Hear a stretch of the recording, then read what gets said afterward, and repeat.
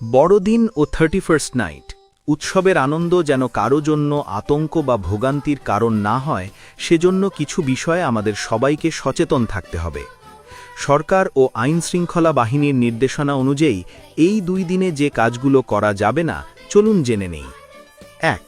কোনো ধরনের আতশবাজি বা ফানুস ওড়ানো যাবে না।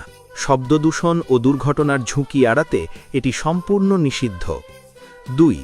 রাস্তা অবরোধ বা ব্লকেড করে কোনো অনুষ্ঠান করা যাবে না। জনদুর্ভোগ সৃষ্টি হয় এমন আয়োজন আইনত দণ্ডনীয়। ৩. অননুমোদিত পার্টি বা জনসমাগম করা যাবে না।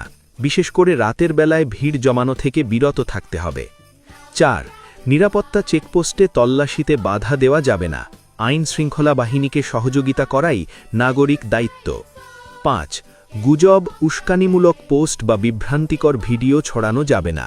একটি ভুয়ো তথ্য বড় অস্থিরতার কারণ হতে পারে। ৬. ধর্মীয় স্থানে বিশৃঙ্খলা সৃষ্টি বা অশোভন আচরণ করা যাবে না। বড়দিন ধর্মীয় ভাবগাম্ভীর্যের সঙ্গে পালনের দিন।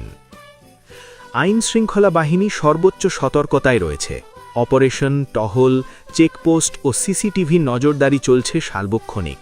আসুন দায়িত্বশীল আচরণ করি। উৎসব হোক শান্তিপূর্ণ, নিরাপদ এবং সবার জন্য আনন্দের।